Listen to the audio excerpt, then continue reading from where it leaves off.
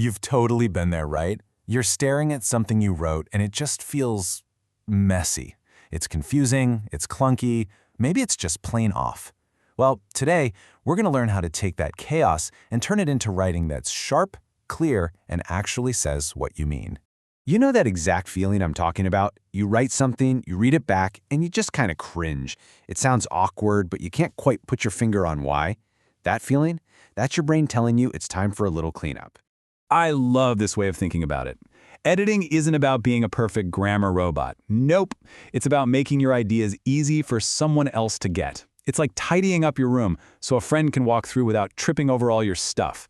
You're just clearing a path for your reader. So where do we start this big cleanup? You always start with the biggest messes, of course. And in writing, that's sentence clutter. Let's get right into the two biggest offenders, fragments and run-ons. Okay, first up, the sentence fragment. This thing literally leaves your reader hanging. It's like you're handing them half a sandwich. It looks like a start, but where's the rest? It promises a full thought but never delivers. Just look at this. The messy version says, because she was tired, and your brain immediately goes, okay, and what happened? The clean version gives you the whole story. She went to bed early because she was tired. Ah, now it's a complete satisfying idea.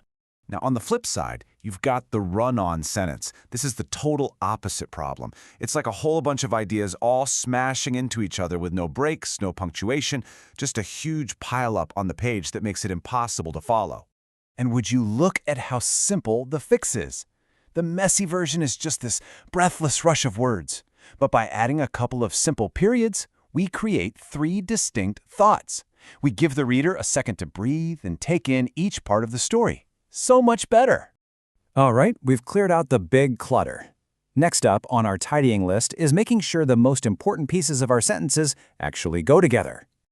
Here's a super simple way to think about this. It's just like matching your socks. The subject, that's who or what is doing the thing, and the verb, the action itself, they have to be a pair. You wouldn't leave the house with one polka dot sock and one striped sock, right?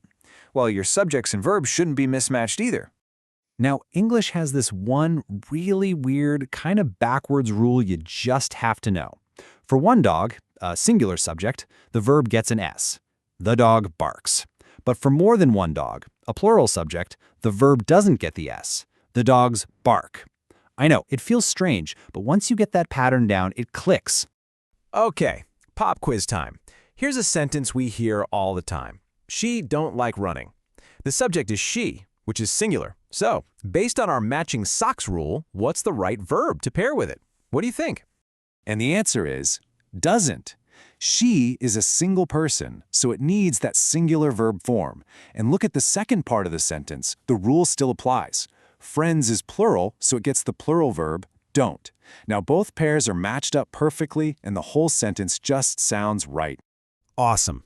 Our sentences have good bones now. So let's zoom in on the smaller details that make a huge, huge difference. We're talking pronouns, verb tenses, and the all-powerful comma. Think of pronouns, words like he, she, I, me, as little shortcuts like name tags. But if you stick the name tag on the wrong person, things get confusing really fast. A classic spot where this goes wrong is a sentence like, him and me went to the store. But don't worry, there's a foolproof trick for this. Just cover up the other person and see how it sounds. You'd never say, me went to the store. No way. You'd say, I went to the store. And just like that, you know the right pronoun to use. So the fix is, he and I went to the store. Easy, right? Next up, verb tense. This is what tells your reader when stuff is happening. Think of it like a time machine for your story. If you start your story in the past, you gotta stay in the past. Hopping between time zones for no reason is going to give your reader some serious whiplash. For example, here the tense jumps from present, walks, to past, ran. It's just jarring. The clean version keeps everything in the same time zone, the past. He walked, and then he ran. Now the timeline makes perfect sense. And now, for my absolute favorite example of why the tiny details matter, let's talk punctuation. Just read the sentence out loud. It sounds a little bit horrifying, doesn't it? And boom, look at that. One single tiny comma completely changes the meaning from something, well, cannibalistic, to a friendly invitation. Punctuation literally saves lives. Or at least, it saves Grandma.